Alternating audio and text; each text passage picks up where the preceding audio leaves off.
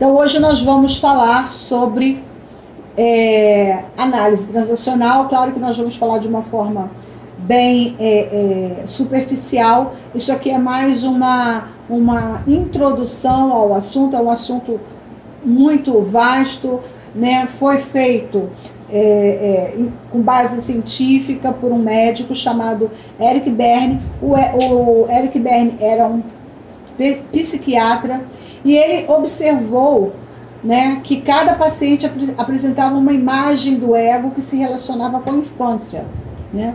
E a partir dessa observação foi que ele foi desenvolvendo a sua teoria de base, que se chama análise transacional.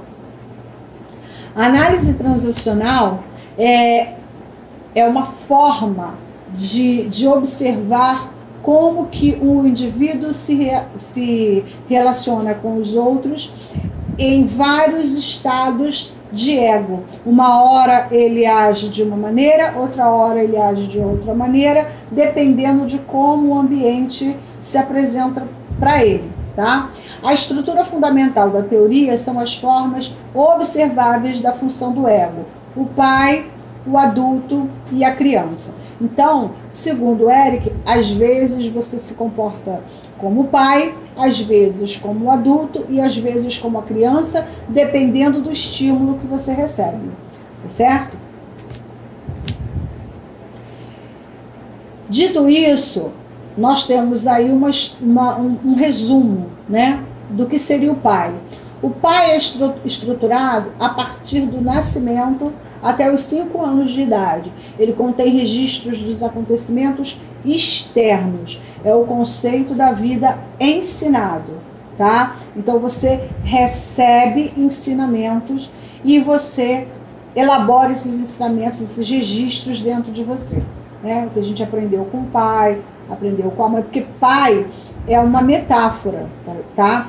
Na verdade, o pai é todo aquele que ensinou, todo aquele que educou, tá? Então pode ser mãe, madrinha, avó, enfim, qualquer pessoa que tenha assumido esse papel, o papel de ensinar, tá bom?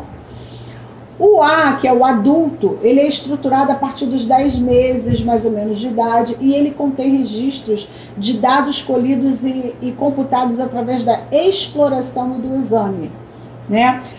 Não sei se vocês já observaram, né? Uma criança, né, pequenininha, inclusive, assim, primeiro ela olha, ela pega, põe na boca, ela toca, tudo ela quer mexer, né? Então ela está naquela fase de exploração, né? Então o estado de ego adulto é aquele estado de ego que você olha as coisas e é apresentado a elas, presta atenção no que elas estão trazendo, né? Reflete em cima daquilo que está se apresentando para você, tá? É o conceito da vida pensado, né? Então você raciocina em cima daquilo que está sendo proposto no momento. Então, por exemplo, eu aqui falando com vocês, conversando, explicando, eu estou no meu estado de ego adulto, porque eu estou acessando memória, eu estou fazendo elaborações, eu estou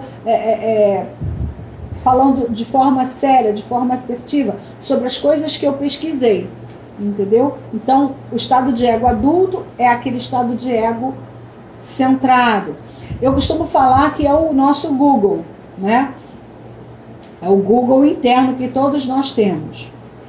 E o estado de ego criança é estruturado a partir do nascimento até os 5 anos de idade, mais ou menos, né? Ele contém registros de acontecimentos internos, tá? Então aí já é diferente, porque é o que ele sente que aconteceu, é o que ele interpreta, é como ele recebe aquilo, né? É o conceito de vida sentido, né? Por isso que uma criança, às vezes ela tem umas atitudes assim muito exageradas, porque ela está realmente sentindo aquilo, né? Ou com alegria, ou com tristeza, ou com choro, né? tem mais a ver com o que ela sente. Não faz muito sentido você querer que uma criança raciocine, elabore pensamentos mais sofisticados. Isso não vai acontecer, porque o estado de ego de uma criança é permanentemente sentimento, certo? Núria. Oi. O estado de ego pai e criança são construídos no mesmo período? Sim. De 0 a 5 anos? Isso. O adulto é mais tarde um pouquinho, na criança, tá? Por quê? Porque quando você está lidando com um recém-nascido, ele está aprendendo, você está ensinando. Mas o recém-nascido ainda não está naquele estado de ele tomar a atitude de conhecer nada. Só lá para os 10 meses é que ele já começa a interagir de forma mais assertiva com o meio. Por exemplo, ele vê um brinquedo e ele pega o brinquedo, ele quer cheirar, ele quer botar na boquinha, né? Já diferente de quando ele é um recém-nascido. Porém, ele continua, como recém-nascido, ele já está em processo de aprendizagem, entendeu? Por isso que o pai começa antes do que o adulto. Tá? Entendi, obrigada. Né? E aí, num resumo, né? Eu achei bem interessante esse resumo. Né? Então, o estado de ego pai é o conceito aprendido da vida. O estado de ego adulto é um conceito pensado da vida.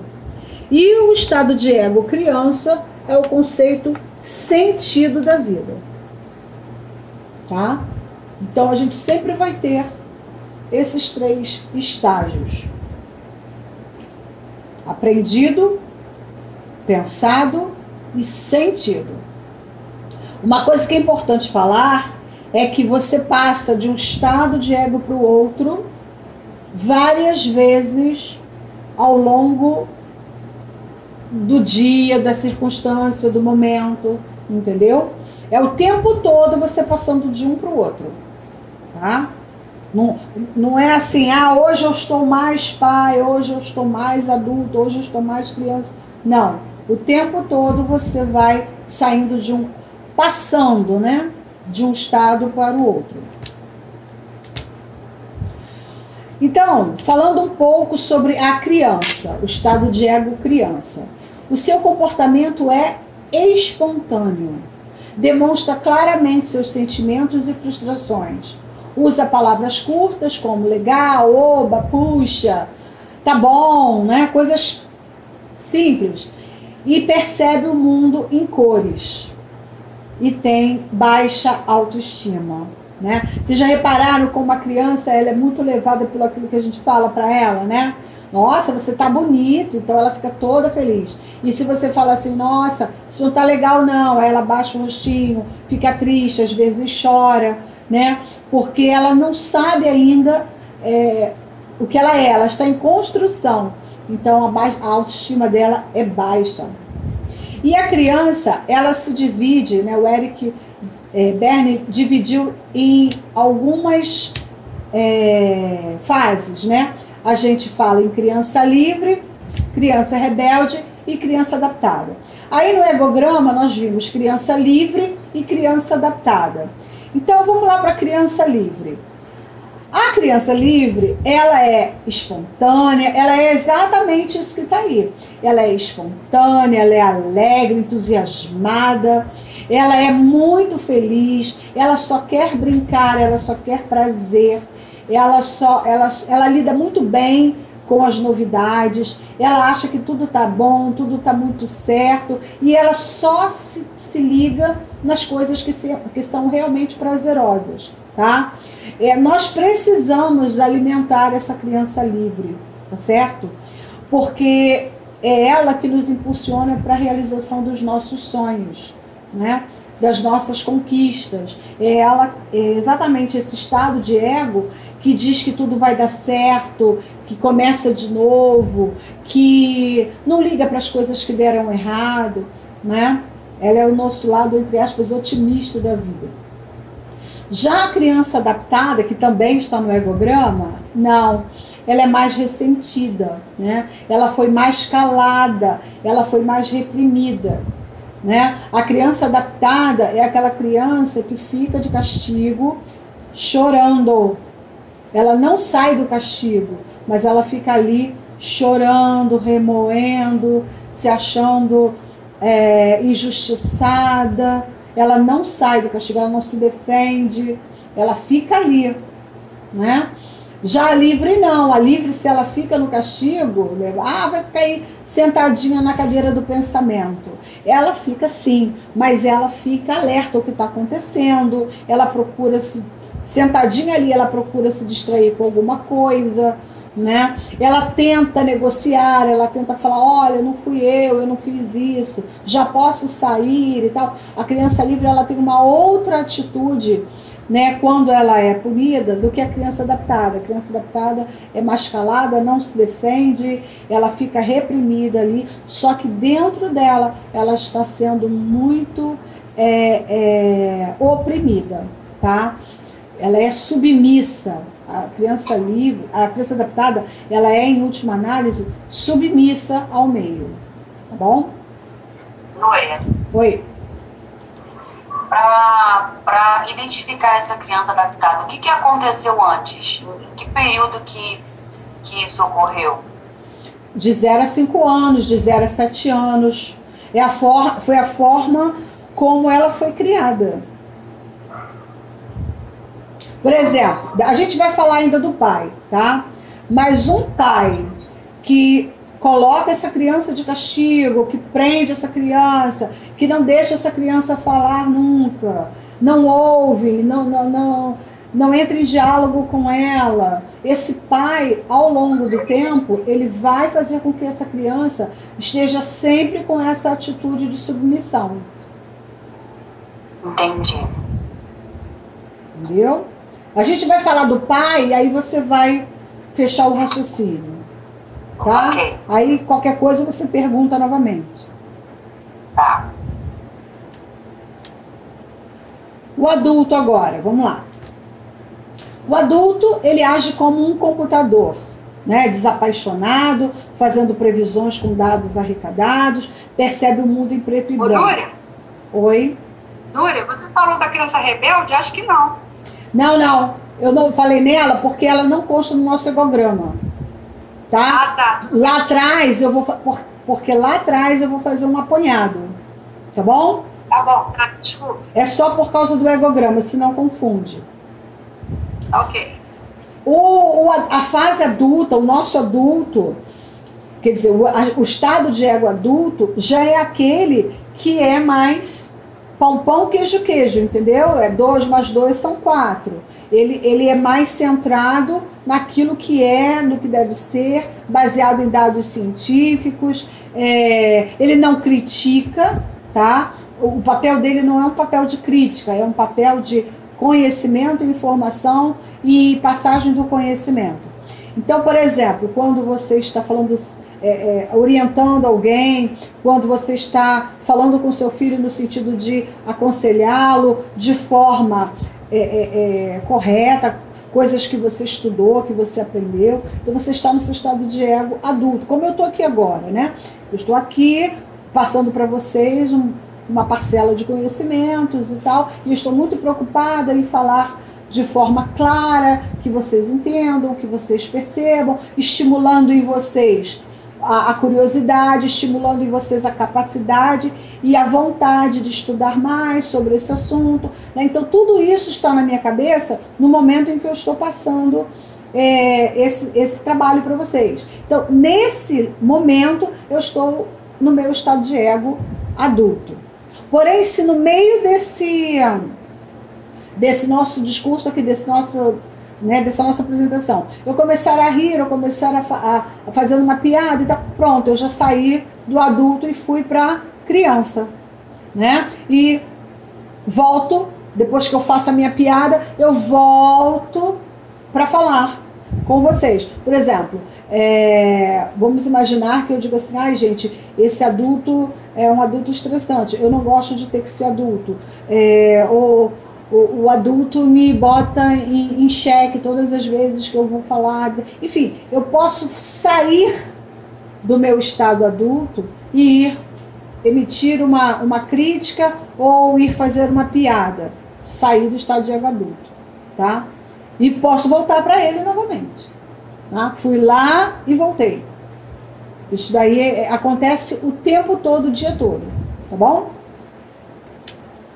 Esse estado cresce à medida que a criança se desenvolve com a sua interação com o mundo exterior, tá? Então, o desenvolvimento nosso, né, ele transcorre de forma natural e a gente vai desenvolvendo mais e mais ainda essa capacidade, tá? De interagir com o mundo de forma centrada, científica, tá certo?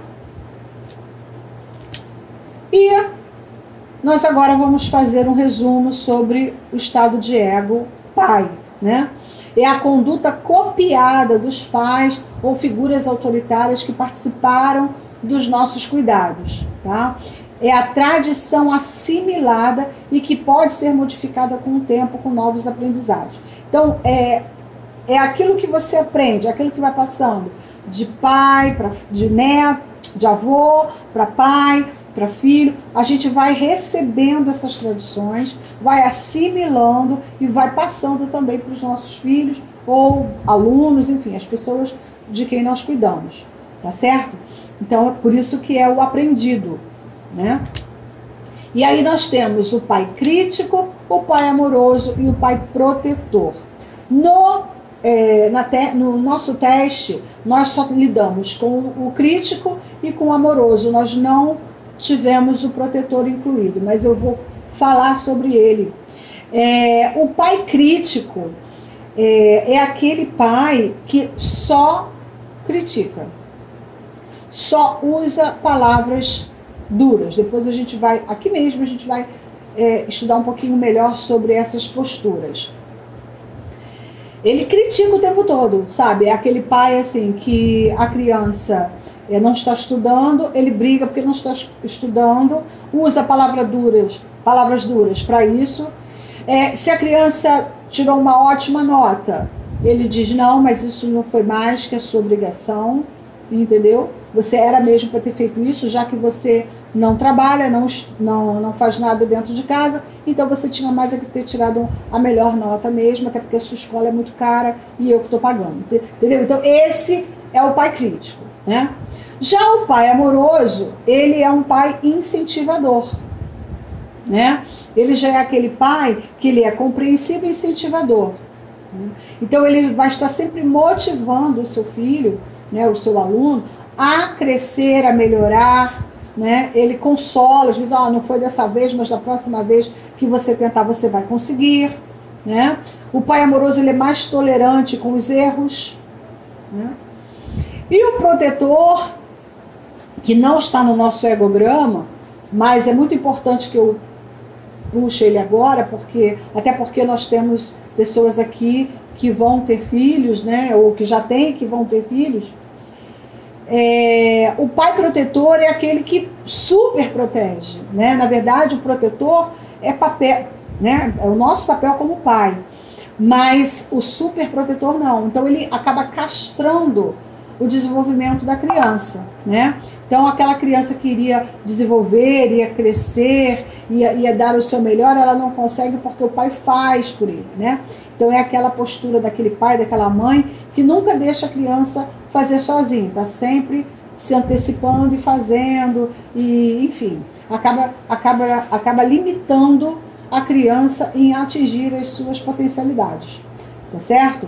Esse pai protetor não tem no egograma, mas eu quis falar dele porque é importante que a gente entenda, né, essa diferença entre ser incentivador, compreensivo e motivador, né, de ser um castrador, um limitador, porque senão a gente vai estar criando na mente da criança coisas diferentes que a gente não quer criar, né? Ninguém quer ter um filho limitado que tenha 30 anos, né, de idade e ainda more na sua casa como se fosse um adolescente, né? Não está trabalhando, não tem um relacionamento, ou seja, não foi viver a vida. Ainda depende única e exclusivamente do pai e da mãe, enfim, não tem projetos, né?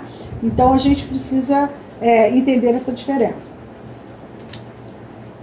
E aqui eu trago para vocês um resumo do comportamento dos pais, dos diferentes tipos, né, de estado de ego. Antes de eu continuar, eu queria fazer só um detalhe, falar só sobre um detalhe, que é o seguinte: não importa a idade da pessoa, ela pode estar usando o estado de ego a qualquer momento. Por exemplo, você pode ter um adolescente que tem uma atitude mental, um estado de ego paternalista o tempo todo, né? Isso acontece muito com os filhos mais velhos. Às vezes você tem assim uma família que tem, sei lá, 3 filhos, e o mais velho, ele frequentemente assume o estado de ego de pai em relação aos seus irmãos. Isso acontece muito frequentemente.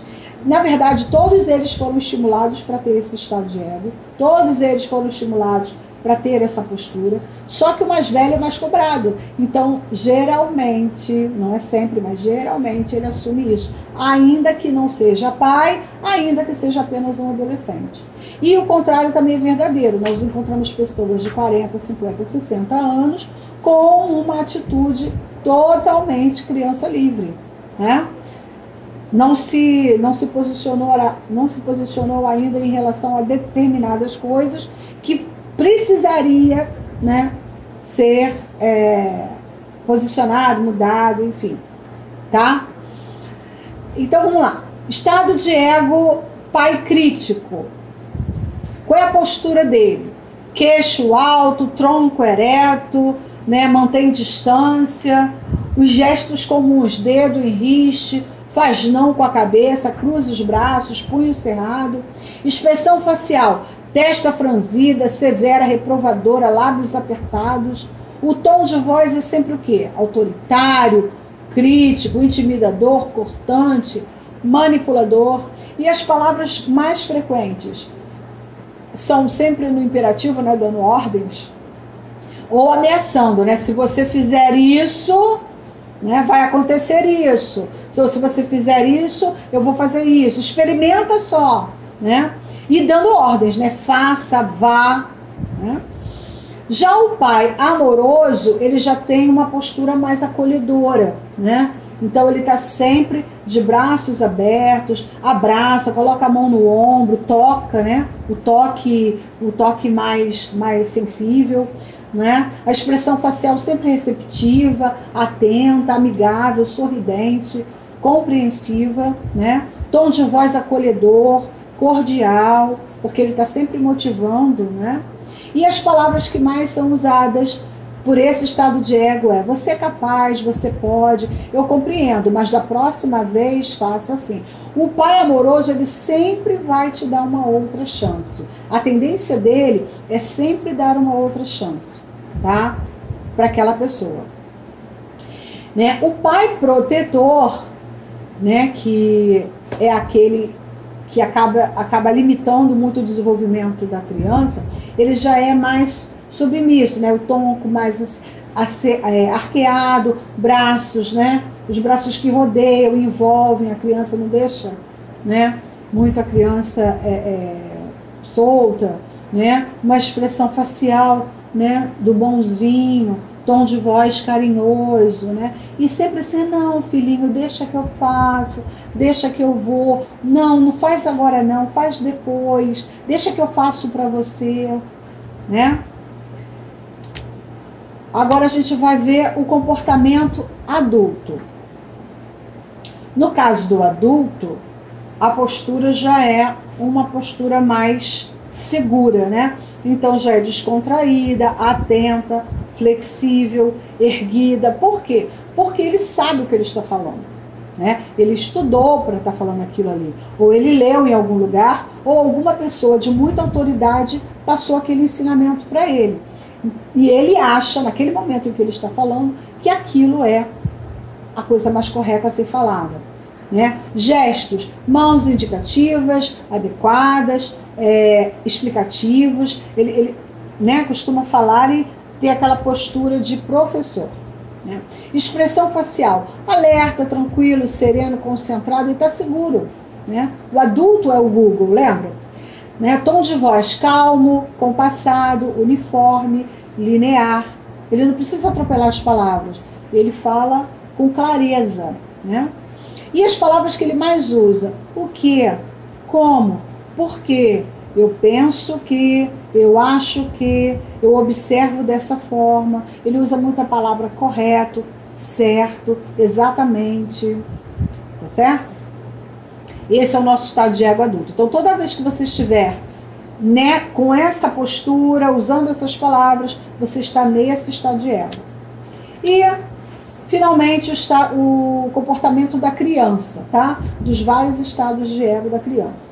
Então, a criança adaptada, que também é chamada de criança submissa, ela tem uma postura encolhida, tensa, cabisbaixa, contraída. Ela sempre está esperando uma crítica dura, porque a criança adaptada, ela responde ao pai crítico, tá? Então, toda vez que você for com um pai crítico em cima de alguém, há uma tendência da pessoa reagir com a criança adaptada. Gestos limitados, fecha-se, aperta os punhos, né? Expressão facial ansiosa, medrosa, olha para baixo, né? O tom de voz é baixo, é submisso, inexpressivo, quase suplicante, né? Aquela pessoa que está sempre em estado de pedinte, né? Vamos dizer assim. E as palavras é sim, está bem, como você quiser, vou fazer, tá certo, você tá certo, é isso mesmo, tudo bem, tá? A criança rebelde, e agora eu vou falar nela, né? Ela já é desafiante e arrogante. Ela também responde ao pai crítico, só que com uma outra postura, tá? Diferente da criança submissa. Ela já é desafiante, arrogante, ela já tem gestos bruscos, sabe? Tipo aquela criança que joga as coisas no chão, bate porta, fica com uma expressão facial de raiva, né? De desprezo, ou então ela é irônica, tá? Ela faz ironia quando já está mais, né, numa fase mais madura, né? Já é irônico, e tem muito adulto que reage assim, tá? Então, toda vez que um adulto reagir assim com ironia, ele está na criança, no estado de ego, criança rebelde, né? Tom de voz é cortante, agudo, tende a gritar, falar alto, né? E palavras comuns é não, não, é sempre discordando, né? É não, vá você, entendeu? Aquela coisa agressiva mesmo, né? Comum à rebeldia. E a criança livre, que também é chamada de criança natural, né? A postura dela já é o quê? Flexível, né? Ela é flexível, ela é maleável, ela é movimentada, vive pulando, dançando, vive relaxada. Ela está sempre pronta para uma coisa que venha, uma proposta nova, né? A criança livre, ela responde muito ao pai amoroso, tá? Criança livre com pai amoroso é assim uma dobradinha que a gente sempre vê por aí, né? Porque o pai amoroso é compreensivo e tolerante, a criança livre adora, né, uma oportunidade nova, é curiosa, né? Os gestos expansivos, rápidos, livres, desinibidos, né? Expressão facial, curiosa, surpresa, né? Né? Aquela carinha assim de surpresa, indagadora, excitada, vive na expectativa, então o rostinho dela é de expectativa, espontânea, observadora, alegre. Criança livre é alegre, porque ela sempre espera por mais prazer. O tom de voz é forte, barulhento, energético, mas ao mesmo tempo inocente, né? A criança livre, ela tem uma energia muito grande, né? E ela coloca isso para fora da melhor maneira possível, tá? Palavras comuns, né? Oba, que bom, descobri, vamos lá. Ela é entusiasmada, né? Então, sempre que você estiver utilizando o seu estado de ego criança, você vai estar disposta a novas conquistas. Por exemplo, eu falo aqui para você, gente, depois dessa paralisação a gente vai fazer uma festa e tal. Então eu estou no meu estado de ego criança, e aí vocês respondem, não, vamos sim, vamos fazer, vai ter isso, vai ter aquilo, já estou me preparando, já tenho roupa. Então a gente já contagia, né? O estado de ego criança, ele contagia o outro, ele fala com o seu lado criança também. Então, um estado de ego acaba estimulando o outro e eles interagem, tá certo? Então, saber sobre esses estados, aprender sobre eles, nos coloca numa posição mais confortável para lidar com o outro, né? Porque quando o outro chega pra gente de uma forma muito incisiva, muito forte, então você já começa a identificar em que estado de ego está a pessoa. E quando você conhece todos eles, que é o que a gente está fazendo aqui hoje, tendo uma introdução a esse assunto, a gente já se prepara para conversar, né? A gente espera a pessoa terminar de falar e já se prepara para falar de forma que aquela pessoa nos entenda, né? Então, lembra que lá, quando nós fizemos o teste, o adulto tinha que estar mais pontuado, tinha que estar acima dos demais? Lembram-se? Então, por que isso? Porque o adulto, ele responde melhor a todos os outros estados de ego. Entendeu?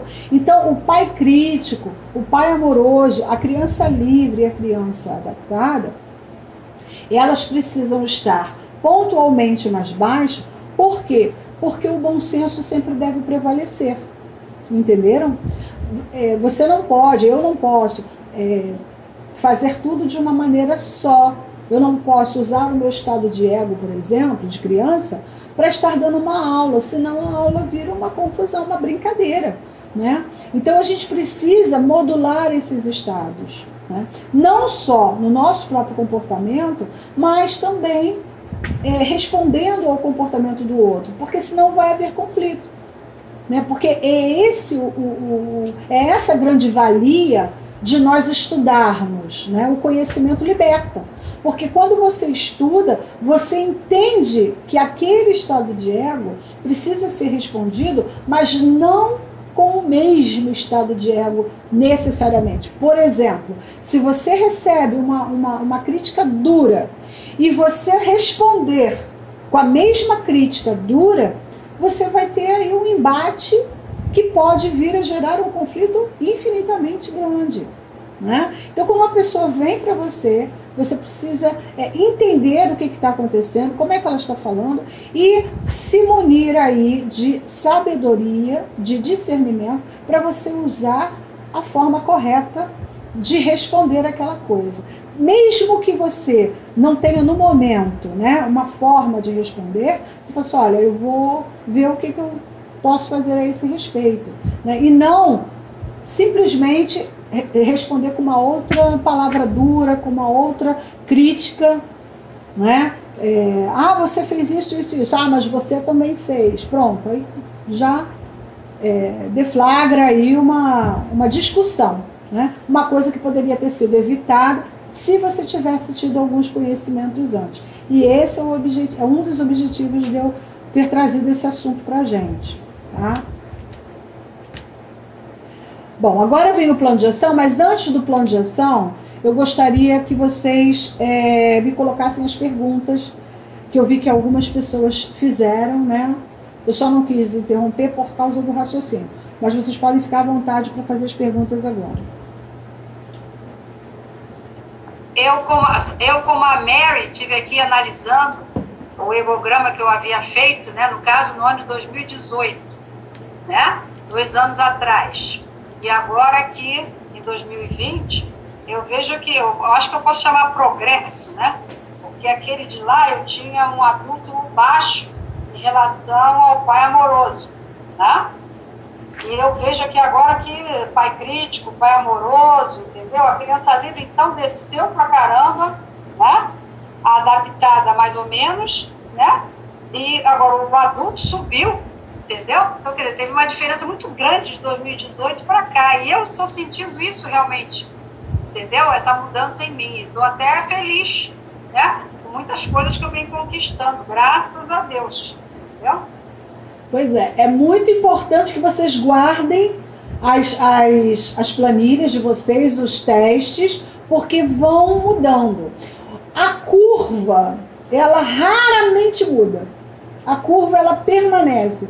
Por quê? Porque esses estados de ego foram aprendidos, né, foram vivenciados na infância e ficaram, né, gravadinhos. Segundo o Eric Berne, a gente não muda o estado de ego, né, a tendência, a gente não muda a tendência. Porém, com o aprendizado, a gente vai mudando a pontuação, a gente vai aprendendo a modular nossos comportamentos em função do aprendizado que nós vamos tendo. Né? Eu também observei isso no meu. Né? A curva continua parecida, porém a pontuação é bem diferente. Né? Isso significa o quê? Que eu já consegui melhorar muita coisa nas minhas posturas. Né? Isso faz total diferença nos nossos resultados. E são coisas veladas, porque a gente não aprende isso na escola. Né? Você vê quantos anos eu levei na minha vida no limbo, sem saber o que eu estava fazendo. Né? E agora eu consigo o quê? Entender muito mais, analisar muito melhor as minhas atitudes e modular. Né? O que é modular? Ajustar as minhas atitudes para que eu melhore os meus resultados. Então, às vezes, você está fazendo um processo de emagrecimento e você não consegue ver resultado, ou você vê resultado e você não consegue manter o resultado. E ele não se mantém, os seus resultados não se mantêm, porque você não modulou seus comportamentos, você não aprendeu a fazer uma leitura mais correta daquilo que está à sua volta. Você ainda está no estado de ego criança a maior parte do tempo. E eu tenho visto muito isso agora nessa fase de pandemia, né? Então, eu mesma tive a minha criança livre, rebelde, no início lá da pandemia, do isolamento, ela aflorou de uma forma, né? E eu tive realmente que buscar o adulto, que buscar ajuda, para eu poder, vamos voltar a raciocinar de forma mais técnica, mais fria. Né? E se a gente não fizer isso, conscientemente, a gente fica no estado de ego criança livre, que só quer prazer, só quer fazer o que é bom, só quer fazer o que é gostoso. E é por isso que a gente não consegue cumprir um protocolo alimentar, cumprir um protocolo de atividade física, por exemplo. Por quê? Porque não é prazeroso, porque tem que ir contra a nossa vontade. Né? Então, conhecer melhor o estado de ego em que nós nos encontramos vai nos ajudar a perceber, eu estou levando isso muito na criança livre e não pode. E quem é que conversa, quem é que põe a criança livre nos limites que ela precisa ter? O adulto, tá? É o adulto, não é o pai amoroso. A tendência do pai amoroso é se deixar seduzir pela criança livre, tá? Então, geralmente, quem tem uma criança livre alta tem um pai amoroso alto também. Geralmente é assim, pode observar. Criança livre alta, pai amoroso alto. Por quê? Porque está sempre se dando uma segunda chance. Está sempre sendo compreensivo e tolerante com a criança livre. E o adulto, geralmente, ele é mais baixo. Né? Então, o que a gente precisa fazer? Baixar a criança livre? Nunca. Aumentar o adulto. Tá? Então, o que a gente precisa fazer? Aumentar o adulto. Tipo, você não pode tomar sorvete o dia todo. Você não pode substituir o almoço por um pote de sorvete com granola. Né? Mas eu quero assistir série até 1h da manhã. Não, você não pode assistir série até 1h da manhã, porque se você fizer isso, você vai piorar os seus hormônios, suas taxas hormonais. Né? Ah, eu quero fazer atividade física só uma vez por semana. Não, não tem como. Atividade física uma vez por semana, a gente já tem aí histórico de pessoas que pioram a sua saúde quando fazem atividade física uma vez só por semana. Dependendo da atividade física, pode ser até um efeito oposto, tá certo? Então, o adulto, ele precisa estar para modular aí a criança livre, tá certo? Da mesma forma que você faria se você estivesse tomando conta de uma criança, né? Você não deixaria ela fazer coisas que fossem colocá-la em risco, né? Então é a mesma atitude, só que tudo ocorre dentro da nossa mente, entenderam? Eu gostaria, Núria, de dicas de antídotos, né? De como que eu faço para aumentar o adulto, porque o meu está bem baixo e eu gostaria, assim, de algumas dicas do que eu posso fazer. A principal dica é o exercício da vontade, tá? Da vontade, que eu digo assim, fazer o que tem que ser feito. Só que para você fazer o que tem que ser feito, você tem que ter uma motivação, porque você só atua se for, você só muda hábito se for para você se aproximar do prazer ou se afastar da dor, tá? E as motivações que nós temos para uma coisa ou outra são absolutamente individuais. Para você, você pode ter um sistema de crenças e valores que te levem a tomar determinadas atitudes por um motivo. Que para outra pessoa, até sua irmã, sua mãe, pessoas da família, já teriam outros motivos. Tá? Então, nesse caso, teria que ser uma coisa altamente pessoal. Por quê? Porque se eu disser assim para você, olha, você tem que fazer determinada coisa porque é bom para a sua saúde. Ou, olha, você tem que fazer determinada coisa porque senão você vai ter envelhecimento precoce. Mas e se você não está nem aí para envelhecimento precoce? E se você não está nem aí para questões de saúde? Entendeu? Não é uma crítica. É um fato. Você não liga para ficar velha. Mas tem pessoas que se você olha, isso daqui envelhece. Nossa, a pessoa diz, não, eu não quero ficar velha.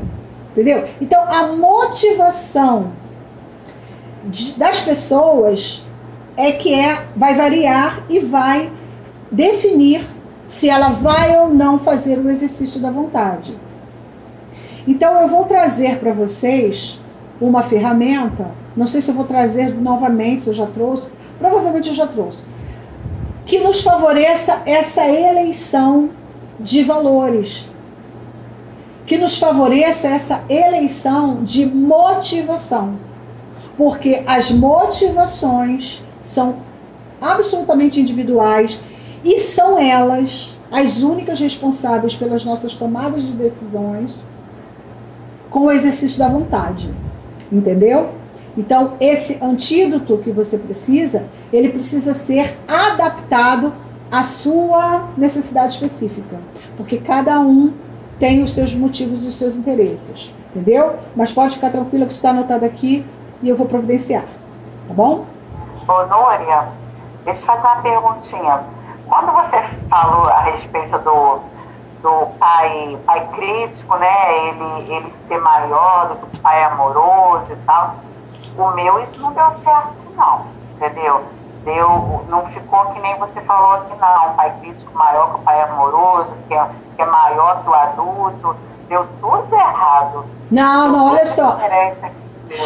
O ideal é que o pai crítico seja menor, tenha menos pontos que o pai amoroso, é isso? Peraí. O pai crítico tem que ser menos de pontos que o pai amoroso? O ideal é o seguinte... Vai lá na sua planilha e vê. O seu pai crítico, ele fez mais... O pai crítico fez menos pontos que o pai amoroso.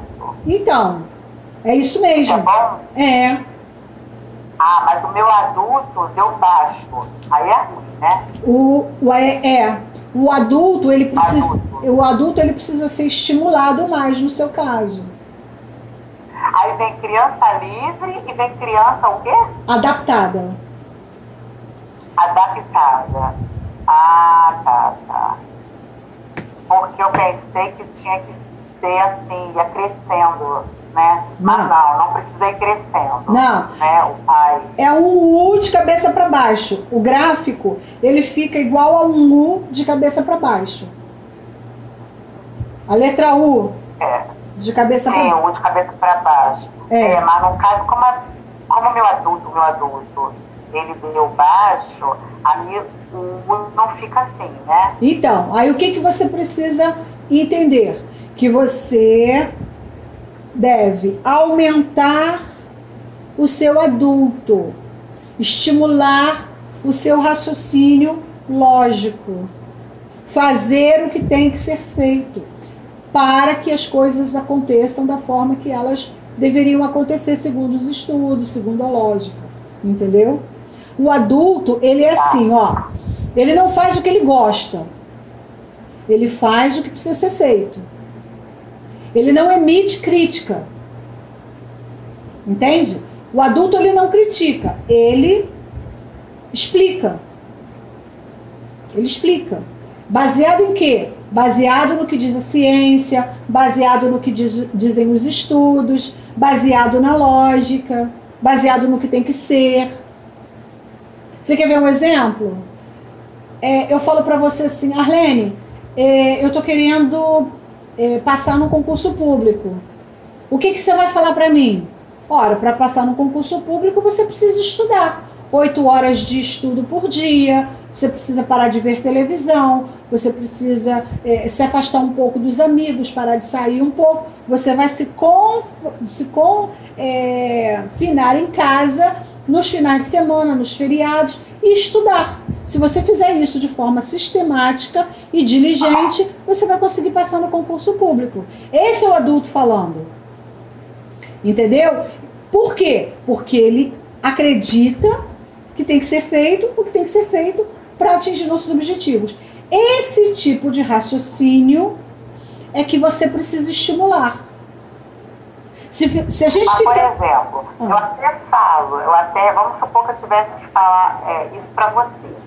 E eu pensasse exatamente assim. Porém, eu falo para você fazer, mas eu não faço. Entendeu? Eu acho que isso que acontece muito comigo. Eu sei que tem que ser feito, eu até digo para a pessoa, olha, faz isso que é bom, estuda 8 horas por dia e tal, mas eu mesma não faço para mim. Entendeu? Sim. Por quê? Nessa hora que o adulto vai estar. E por que você não faz? Porque a sua criança livre não deixa. A criança livre vai querer ficar dentro de casa estudando? Não. A criança livre não quer isso. Então, no caso, a criança livre, como ela está mais alta que o adulto, ela não deixa. Então, o que você precisa fazer? Exercício da vontade. Foi aquilo que eu estava explicando ainda agora. Então, se eu não consigo estudar 8 horas por dia, eu estudo 1. Eu estudo 2. Eu crio o hábito. Lembra que eu já falei aqui uma vez sobre tarefa, postergação, né? A criança livre posterga coisas que não são legais de fazer, coisas que não dão prazer. Aí o que você vai fazer? Quebra a tarefa, né? Eu já tinha falado sobre isso. Se você tem que arrumar um armário inteiro, não arruma inteiro, arruma só uma porta, ou arruma só algumas gavetas, mas começa a fazer, tá? Então, no caso, o coaching aqui, o nosso aprendizado, ele dá para nós instrumentos, ferramentas para a gente conseguir realizar as coisas que nós sabemos que temos que fazer, mas que não conseguimos, tá? Então vai chegar uma hora que você vai conseguir, porque no início do tratamento, você deve lembrar, você estava com muito mais peso e você tinha outros hábitos que você não tem mais, senão você não teria tido o resultado que você teve. Não, na parte da alimentação, graças a Deus a ficha caiu, entendeu? E eu tenho seguido, né, o protocolo. Agora, outras coisas da minha vida eu acabo fazendo isso. Isso. Então, da criança livre, agir mais. Isso. Entendeu? Aí quando você, olha só, hein? Quando você passa esse mesmo padrão para outras coisas, você resolve as outras áreas da vida também. Porque o que acontece? É um indivíduo só. Então é um padrão só. Só que como você conseguiu fazer com uma área, você vai conseguir fazer com as outras. O foco não é... Por exemplo, o seu foco é passar no concurso público? Não, ainda não. Você ainda não está com esse foco. Mas o dia que você estiver, você vai usar o mesmo exercício da vontade que você usou para seguir os protocolos alimentares. Entendeu? É um aprendizado que você já tem. Sabe? Então você vai mudando assim. E é isso que é o bonito do desenvolvimento humano. Né? Você vai desenvolvendo, você vai aprendendo, você vai construindo, você vai se reinventando. Todo ser humano passa por isso. Tá bom? Então vamos lá, gente. Mais alguém quer fazer alguma pergunta? Porque a gente já está há bastante tempo aqui nesse estudo. Mas é um estudo que tinha essa proposta mesmo de ser extenso. Bom, então como plano de ação, eu gostaria que vocês refletissem e tentassem perceber o quanto de tempo e em quais ambientes você usa mais os estados de ego aprendidos hoje. Lembrando que você usa todos ao mesmo tempo, ao mesmo tempo não, mas você usa todos na mesma situação. Você uma hora você está falando sério, a outra hora você está brincando, a outra hora você está fazendo uma crítica, né? Você pode passar por esses estados de ego na mesma circunstância. Mas eu gostaria que você procurasse refletir quanto tempo você fica brincando com as coisas, levando as coisas na brincadeira, né? Uma outra coisa, como essa tendência tem impactado seus relacionamentos, né? Porque quando você se relaciona com o outro, você estimula o estado de ego do outro, tá? Há uma tendência do outro a te responder da mesma maneira que você usou para falar. Então, às vezes isso cria conflito. Você acha que isso tem criado conflito para você? É uma pergunta que eu faço. E uma outra coisa, anote quantas vezes você acionou cada estado de ego no decorrer da próxima semana, tá? Fica mais atenta, procura atentar mais quando você está sendo uma criança livre, quando você está sendo uma criança rebelde em relação a coisas. Às vezes isso tudo ocorre, gente, somente no nível mental. Entende? Você não está falando com o outro, você está falando com você mesmo, mas você está, de uma certa forma, sendo rebelde contra coisas que você mesmo propôs para você, tá bom? Então procura refletir sobre isso, tá? E a pergunta que não quer calar: por que foi bom ter participado da sessão de hoje? Para mim, caso, para perceber quanto eu melhorei, graças a Deus. Que bom, Matilde. Para mim foi a primeira vez, né? Ontem eu assisti, fiz o teste e eu saí, confesso, assim, muito perturbada com o resultado, né? Me incomodou bastante o resultado que eu tive no meu teste. E eu me propus a assistir novamente, a participar novamente, para esclarecer um pouco, né? Porque ontem eu saí transtornada. E assim, hoje eu quis assistir novamente para poder, assim, abrir o filtro, né? Eu gosto muito dessa expressão que você coloca, para a gente poder compreender um pouco, né, do que é esse estudo. Eu acho um estudo bastante complexo, tive dificuldade de entender um pouco alguns conceitos, né, em relação ao pai, ao adulto, à criança, é um estudo bastante complexo, né? Faz a gente refletir bastante sobre o nosso comportamento e, assim, nem sempre a gente quer ver aquilo que a gente é, né? É bem difícil você lidar com você mesmo, você ver a realidade do seu próprio comportamento, porque a gente costuma observar muito o outro, né? Isso. E a gente não costuma, eu digo assim por mim, né? Olhar para si mesmo. E olhar para si mesmo nem sempre é algo que agrada, porque a gente está, assim, muitas vezes tendo uma visão superficial, e quando você analisa mais profundamente, nem sempre você vê o que você gostaria de ver. Então, eu voltei hoje a essa sessão para poder entender um pouco melhor isso. Ontem eu saí bastante incomodada com o resultado do teste, e eu falei assim, não é possível, não pode ser assim tão ruim, né? Eu tenho que entender um pouco mais. E assim, hoje eu percebo, vendo pela segunda vez, e quando você colocar o vídeo ou vamos ver pela terceira vez, que é uma questão de autoconhecimento mesmo, né? Eu acho que no momento a gente não precisa se crucificar ou se martirizar se esse gráfico não for igual ao gráfico perfeito, mas é uma aprendizagem, né? E assim, quando eu perguntei sobre o antídoto, que eu tenho muito buscado não só entender, né, os estudos, assim, conseguir visualizar isso em mim, mas eu gostaria também de aprender a mudar. O que fazer daqui para frente, né? Então essa é a pergunta que ainda está em mim, eu ainda preciso entender melhor isso. Você falou aí sobre os antídotos, eu precisava de um esclarecimento um pouco maior para eu poder saber o que fazer, tá? Eu tenho o gráfico na mão, mas e agora? Né? Como é que eu ajo?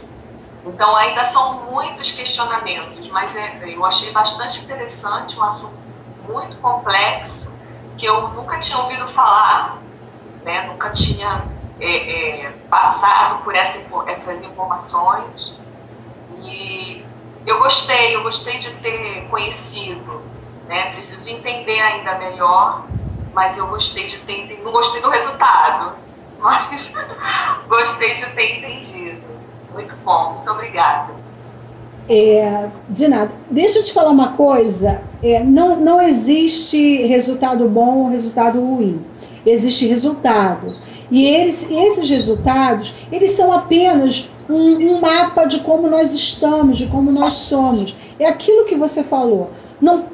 A gente não pode ser dura com a gente mesmo nesse momento. A ideia é olhar o que a gente tem e tentar melhorar, e tentar modular, ajustar aquilo que a gente precisa ajustar. Eu vou te dar um exemplo meu.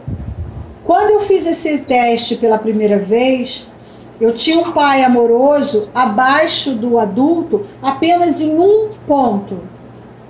Vamos imaginar, eu tirei 23 em um e 24 no outro. Era um pontinho só de diferença. Hoje eu fiz o teste. Um deu 25, o outro deu 19. Continua abaixo, porque não muda. A tendência que nós temos é sempre manter o padrão aprendido na infância. Porém, você consegue, com o conhecimento, com o autoconhecimento, você consegue deixar de ser o bonzinho. Você consegue aprender a falar não. Você consegue dar chances, mas tirar a chance quando você vê que a coisa está abusiva. Entendeu? É para isso que serve o teste. O teste, ele só transtornou você porque existe um sabotador crítico, né, que está sempre apontando, está sempre querendo que a coisa esteja de forma plena. E ele, às vezes, esse sabotador crítico, ele nos coloca em xeque. entendeu? Então por isso que o primeiro momento foi assim, foi que nem aconteceu comigo. Eu falei, gente, mas eu não posso ter um pai amoroso colado com um adulto. Não tem como. Eu vou me atrapalhar toda, porque o adulto ele tem que falar mais alto. Então, nesse período, né, quando eu fiz a primeira vez foi 2016. Então, desse período para cá, eu venho trabalhando. Você vê, 2016 para 2020. Já caiu bem, entende? Claro que eu poderia ter feito esse teste antes. Eu não sei quando que caiu, né, direito, mas eu sei que houve uma queda. E é assim que funciona, né? A última coisa que a gente deve fazer é criticar, dizer assim, nossa, tá horrível, não é para ser assim, não. Não, a gente não deve agir assim, tá? Por quê? Porque se a gente não tiver isso forte, essa firmeza do adulto, a gente vai ficar cada vez mais para baixo, cada vez mais triste, cada vez mais decepcionado, tá? E o objetivo não é esse. Hoje aqui eu trouxe apenas para uma introdução, uma estimulação. É para estudar. Aliás, tudo que eu trago para a aula é para ser estudado, é para ser aprofundado, né? Isso aqui é uma sensibilização. O aprofundamento vai vir depois, vai vir individualmente para cada um, tá certo?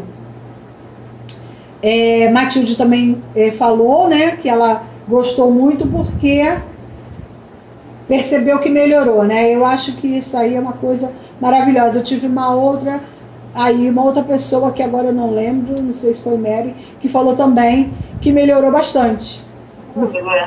Sim, Núria. Eu até ia comentar isso. Opa. Pode falar. Ô, Núria, gente, desculpe só interromper. Núria, eu vou precisar sair agora, que eu tenho que entrar na outra sala da diretora que ela já está chamando, tá? Ok. Um abraço para vocês todos. Tchau. Beijo. Tchau. Já está acabando também. Beijo. Núria, Cristiane. Oi, Cris. É a primeira vez que eu fiz, né? E foi muito engraçado porque eu tive outra visão que ela. Eu falei assim, isso é a xerox da minha personalidade, não podia dar mais certo, entendeu? Agora, assim, o pai crítico e o pai amoroso, eles ficaram quase empatados. O crítico deu 15 e o amoroso deu 14, assim, quando falou de um ponto que o teu tinha dado, o meu ficou realmente assim, um 15 e o outro 14, né? E a criança livre maior do que adaptada. O adulto, né, fez um triângulozinho. Mas assim, eu achei as perguntas assim, capciosas, por isso que eu demorei um pouco, porque na pergunta, vou até dar um exemplo, na pergunta sempre arranja desculpa.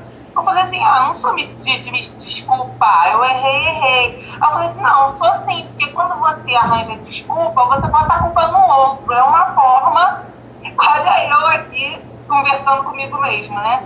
Quando você bota a culpa no outro, é uma forma de você estar se desculpando, tirando o seu da reta. Então, você começa a ter uma visão mais ampla do que realmente esse teste, entendeu? Por isso que eu achei legal, porque ele realmente aponta ali, né, seus erros, acertos, sei lá, defeito, não sei, mas é legal, interessante, eu nunca tinha feito, mas eu gostei bastante. Guarda o seu teste, tá? Depois você passa ele a limpo para a planilha direitinho, guarda, que daqui a algum tempo você vai fazer e você vai comparar aí a sua pontuação, tá? E se eu tivesse que te dar uma dica, eu te daria: baixa o pai crítico e aumenta o pai amoroso, que é para ficar mais suave, né? As relações ficam sempre bem mais suaves quando a gente, né, faz esse movimento. Isso são palavras do próprio pesquisador, do próprio médico, tá bom? Então, era isso. Deixa eu fechar aqui o nosso estudo. E eu agradeço muito a participação de todos vocês.